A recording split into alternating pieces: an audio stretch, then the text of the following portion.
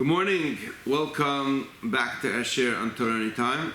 We are continuing in Perek Yud Zayin, which is the Masa of Damosek. This is the burden, the prophecy of Damosek, where we had Aram, which was Ritzin Melech Aram, and the northern kingdom of Israel. We're joining forces to go against the Judean kingdom. So Masa Damosek, Hine Damesek Musel Meir.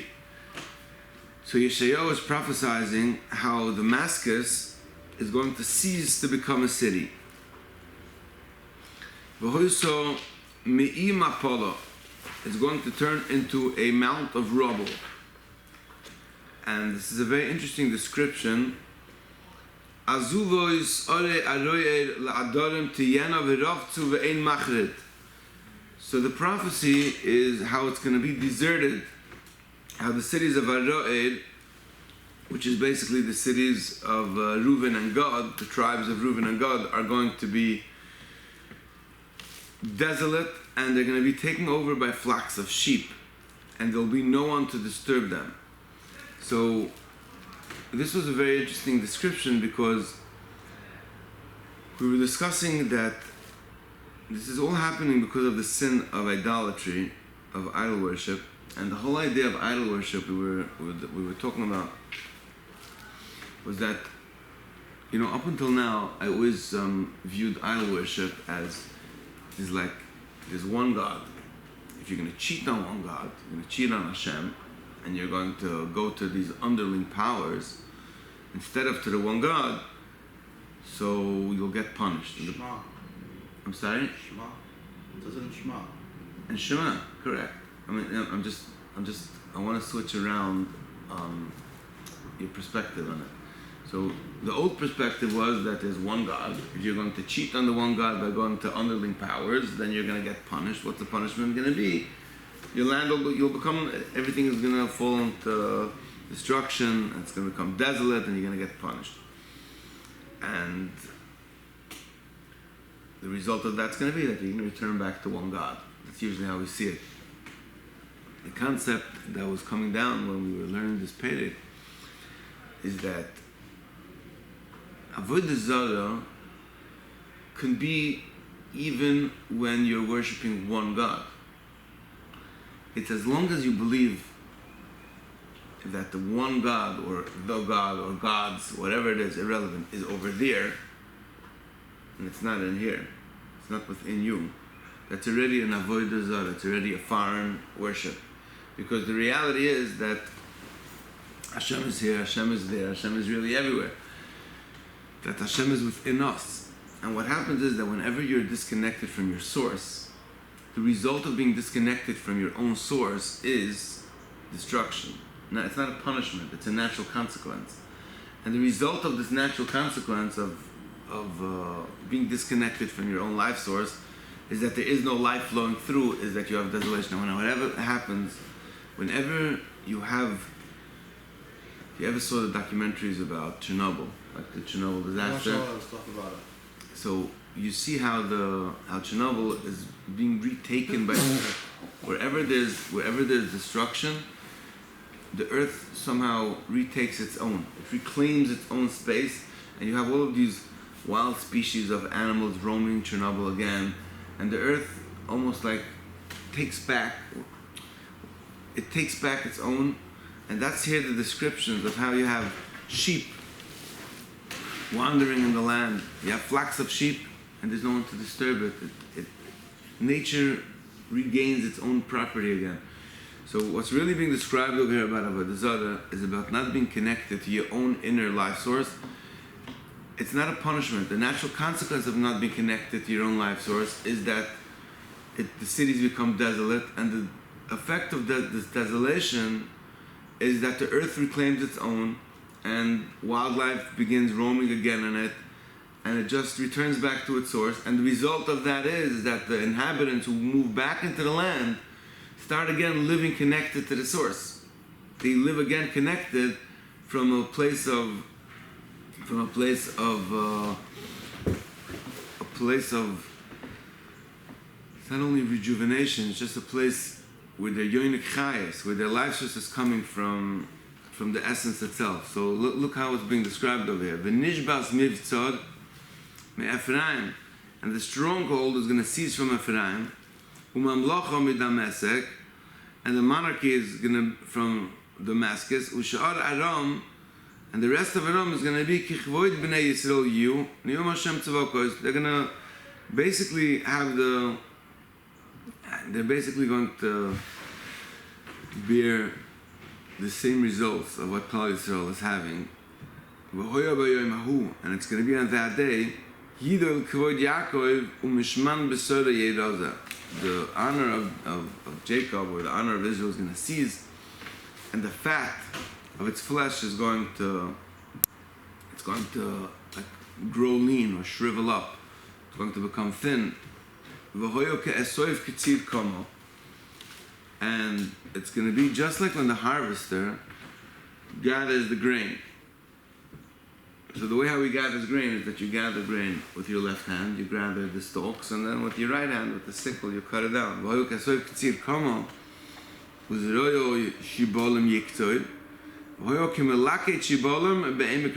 going to be like gathering, like picking ears in the valley of Rephaim. That's where those who are going to escape are going to try to escape down to Emek Rephaim, and they're all going to be gathered and cut. It's going to be like the earth is going to be scorched. It's going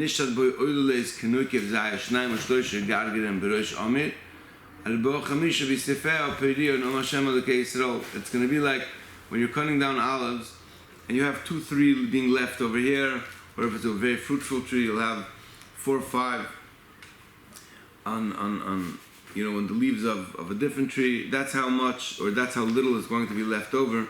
But it's these survivors that are going to remain, who are going to through in the times of Chizkiyahu, they're going to connect back to the life source, and they're going to flourish.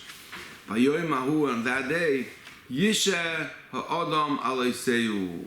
So that day, when there's going to be this desolation, and you're going to have the flocks of sheep again wandering on the earth, and earth is going to reclaim its own life source, and it's going to be natural, and there's not going to be man is not going to be searching anymore outside of himself in order to get sustenance. He's not going to be looking for idols. He's not going to be looking for gods or for powers outside of himself. He's not going to be looking to other nations. He's not going to be looking at, okay, who am I going to need approval from in order for me to be? On that day, man is going to turn his eyes on his Maker, and his eyes are going to look at the Holy One of Israel. He's not going to turn to the altars of his own handiwork, and to that which his fingers made, and to the Asherah trees, and to the sun images, which basically is here's where he's describing the problem of Avodah Zarah. The problem of Avodah Zarah is that man says, in order for me to be, I need to have approval, and I need this and that. Confidence. Out of myself. I need confidence. It's like, let me just say it like a little from a Zionistic standpoint, without getting stuck into the conflict of it, just the idea. The exiled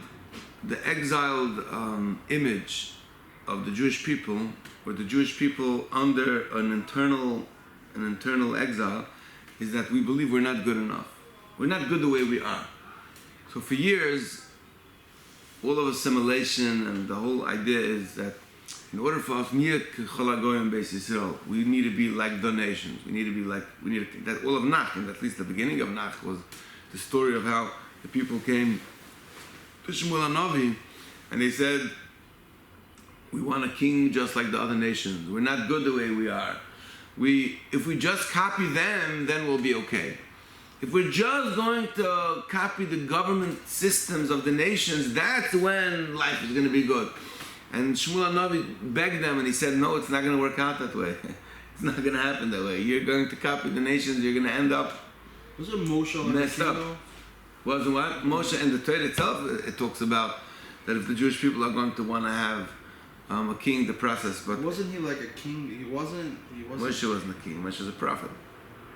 There's a difference. First king is Shaul HaMelech. He's the first king He of ruled Israel. the people. The first king, and Shmuel, before he takes Shaul HaMelech, he warns them and he says, "Don't take a king. It's not going to work out good for you. But if you insist," and the Torah describes that if you want to have a king, There was like talk about it all the way back to Sodom, with the Jewish people having. By the time of Sodom, there's no Jewish people. There's no Jewish people back then. There's the Jewish people. Wasn't that done on purpose? I thought Tamar slept with Yehuda on purpose. According to the Midrashim, Later on, you're saying. I mean, even in the Psukim, she definitely slept with him on purpose because she wanted, like Yibum, she wanted her husband's lineage to continue on. It had nothing to do with. It wasn't like planned out. It was sort of planned out, but which means that the king of Mashiach, the seed of Mashiach, comes through Yehuda and Tamar, which is a subject, which is a discussion on its own. But the concept of having a rulership that follows the nations comes from this idea that we're not good enough the way we are, and we need to copy others. And that's really, if you go into the all of Golus, is when Jews say, "Oh, we're not good enough. Therefore, either we're going to assimilate, and how we're going to assimilate? We're going to give up our essence of who we are, and we're going to try to become something which we're not, or we're going to copy different governments. We're going to try to kiss up to the nations." Or we walk around saying that all the nations are bad and all the nations are evil and we're the only ones that are good. That's ego. It's the exile is on both black and white. It's on both sides. It's either we say they're right, I'm wrong, or it goes like I'm right, therefore you're wrong, instead of just being that God created everything and everything has its purpose and everything has its place and you're good the way you are and they're good the way they are. This whole concept of me versus you, and it's either I'm going to capitulate to you or you're going to, it's like, no. God created a whole universe, everything has its space, everything has its place, and everything is exactly the way it's meant to be. And you're Gewalt, and they're Gewalt. And you don't have to be busy the whole time, like it's okay. And so the modern state of Israel, and again, without going into the whole Zionism, not Zionism, just the concept, the idea was the idea was that we're going to stop needing to kiss up to anybody. We're going to be independent, right? That's like the same. I think it's a positive way of looking at it, though. Maybe I would take a spin at the other direction. Like, they were asking for a king back in the times of Yeshayahu. So they were doing the same thing 80 years ago. I want to look at it. I want to look at it from the positive aspect, just because the message over here that's repeating itself in all of the prophets again and again and again is this idea. So let's look at it from a positive viewpoint that the founding of the state of Israel, the positive perspective was that the Jews were saying that we're not going to kiss up to anybody. We're our own. We're good because we're good. We're going to have our own nation, and we're going to set up our own, our own sovereignty. We're going to be a sovereign nation on our own without needing anything from anybody. Whether it actually played out that way, or are we still dependent on the United States, and are we still kissing up to other nations? If right now the United States disappeared, Israel will not exist. Okay, so again, that's already going into politics and it's a good conversation. Answer what you're saying. Just be straightforward. I'm just I'm just trying to know it. Yeah, I get the conversation, and we can have that conversation. I'm just trying to go into a positive mindset. Whether it is that way or it's not that way, everyone should choose on their own. But from a positive perspective, what the positive people were trying to accomplish, what those with a positive outlook were trying to accomplish, was that they were saying, let's stop needing anything from anybody, and let's just be okay the way we are. Let's just accept that we're good, and we're capable of doing our own thing, our own way, without needing anybody from anybody. And let's just become a light upon the nation, not because we need to, because we want to spread light. Those that come with a positive mindset, that's what they're trying to say. So back onto the main road over here.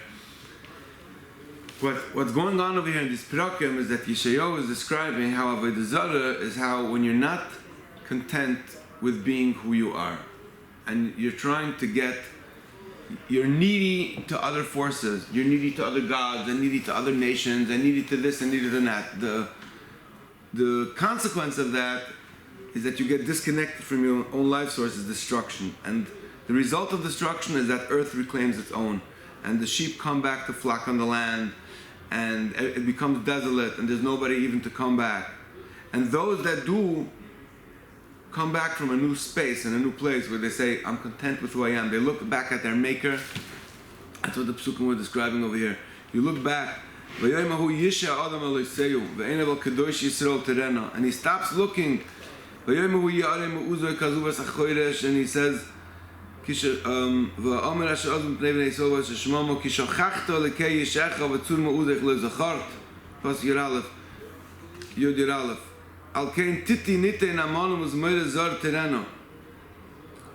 that day when the people realize and they say, I don't need anybody else. I'm okay the way I am. Because we forgot who created us. You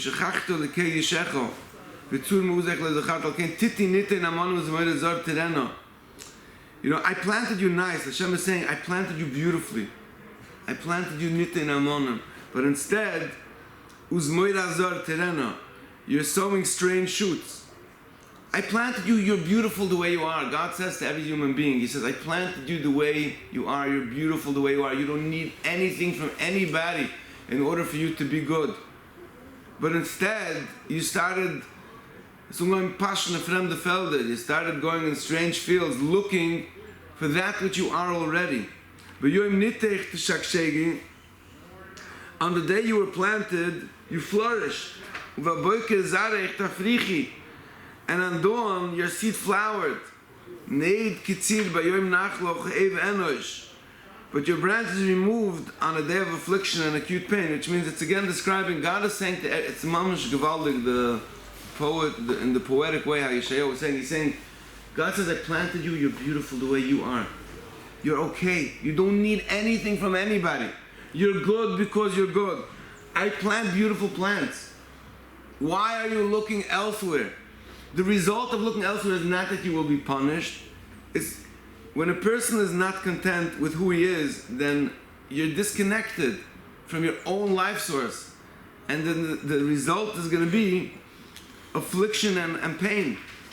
And here he finishes, Hoy hamoin amem rabem kahamois yamem yemoyun. Woe to the tumult of many nations. Tumult of many nations, kahamois yamem yemoyun. It's like the tumult or the roar of the sea. It's like the roar of powerful waters. The nations roar like a roar of many waters. And they run from the distance. And they will flee far away. They will be pursued like the shaft of mountains before the wind, and like the pollen before a stormy wind. Ve'es erev, at evening time, v'hinei ba'alo, there's going to be fright. B'terem boiked, before the morning dawns, einenu, it's not there anymore. Ze chelek shoyseinu v'goyru l'voyzazenu. This is the lot of our assailants, or of our enemies, v'goyru l'voyzazenu, and what's going to happen to those that take our spoils. So basically, to wrap it all up, Yeshayahu is describing here, in very poetic terms, the result of not being content with the way God made you and searching outside of yourself for what you need. And the desolation which naturally comes when you're not content with the way Hashem made you and not appreciating the beauty of what you are. And that the results of that is that you get overtaken by affliction and by commotion, by desolation, by destruction. But these are not punishments. It's not God is mad that, hey, you cheated on me, so I'm going to punish you.